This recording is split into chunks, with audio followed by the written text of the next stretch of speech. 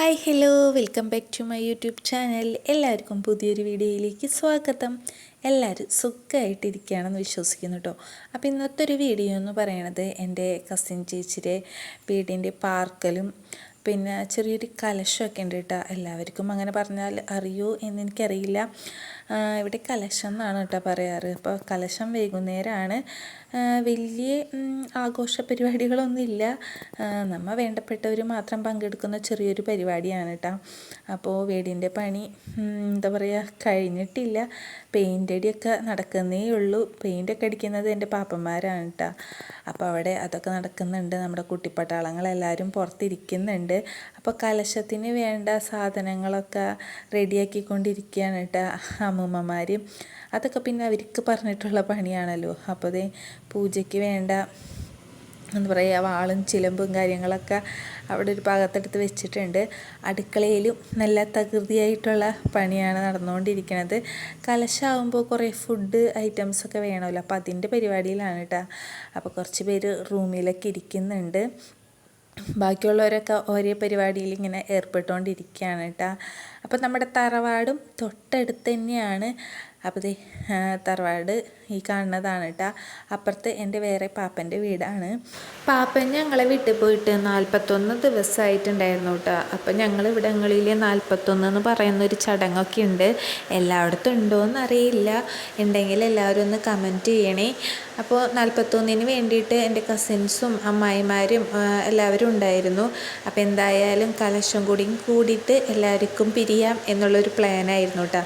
അപ്പോൾ എല്ലാവരും ഉമ്മർത്തൊക്കെ ഇരിക്കുന്നുണ്ട്.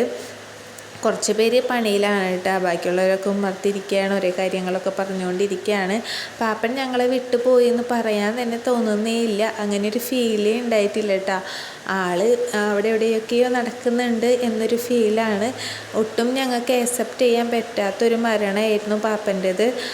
അപ്പോൾ പിള്ളേഴ്സിനൊക്കെ ഒരു ഉത്സവം മാതിരിയായിരുന്നു കേട്ടോ. അവർക്ക് പിന്നെ എന്താ പറയുക അത് മനസ്സിലാക്കാനുള്ളൊരു പ്രായമൊന്നും ആയിട്ടില്ലല്ലോ. അവർ ഭയങ്കര ഹാപ്പി ആയിട്ട് നടക്കുകയായിരുന്നു.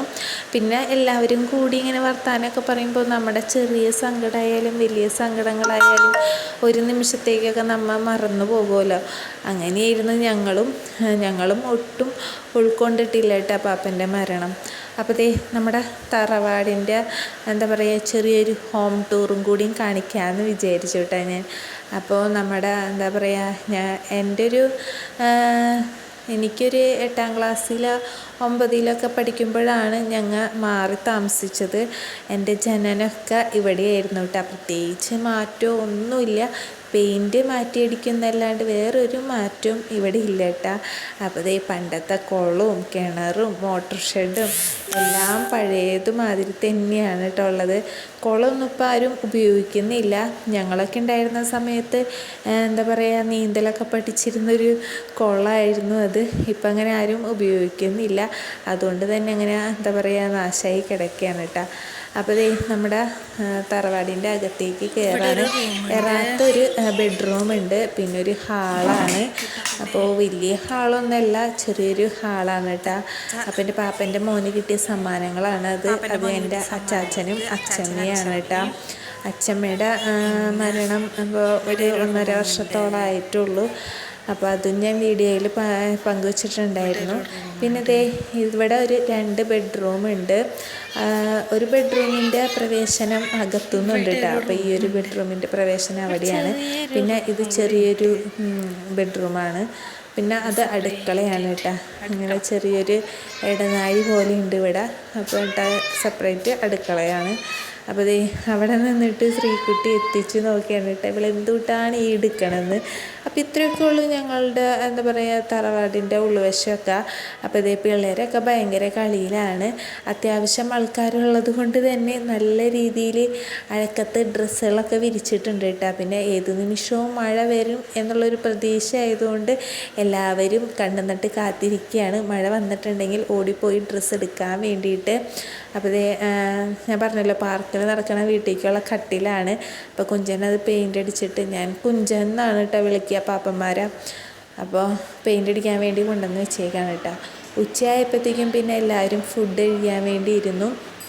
അപ്പോൾ എല്ലാവരും കഴിച്ചൊക്കെ കഴിഞ്ഞ് അപ്പോൾ വീഡിയോ എടുക്കാൻ പറ്റിയില്ല ഗൈസ്. പിന്നെ കുറച്ച് പേര് കഴിക്കാനിരിക്കുന്നുണ്ടായിരുന്നു. ലാസ്റ്റത്തെ ആൾക്കാരാണ് കേട്ടോ ഇവർ. എല്ലാവരും ഭക്ഷണവും കഴിപ്പൊക്കെ കഴിഞ്ഞിട്ട് ലാസ്റ്റ് കഴിക്കണവരാണ് ഇവർ. അപ്പോഴാണ് ഞാൻ വീഡിയോ എടുത്തില്ലല്ലോ എന്നോർത്തത്. അങ്ങനെ എല്ലാവരും ഭക്ഷണം കഴിപ്പൊക്കെ കഴിഞ്ഞതിന് ശേഷം പിന്നെയും എല്ലാവരും പാചകത്തേക്ക് ഇറങ്ങിയിട്ടുണ്ട്. അപ്പോൾ പായസം വെക്കാനുള്ള പ്ലാനാണ് കേട്ടോ. ഗോതമ്പ് പായസമാണ് വെക്കണത്. അപ്പോൾ അമ്മായിമാരൊക്കെ അതിൻ്റെ തിരക്കിലാണ്. അമ്മായിമാരാണ് പായസത്തിൻ്റെ ദൗത്യമൊക്കെ ഏറ്റെടുത്തേക്കണത്. ഇവിടെ പിന്നെ അടചുടൽ അങ്ങനെയൊക്കെയാണ് കേട്ടോ.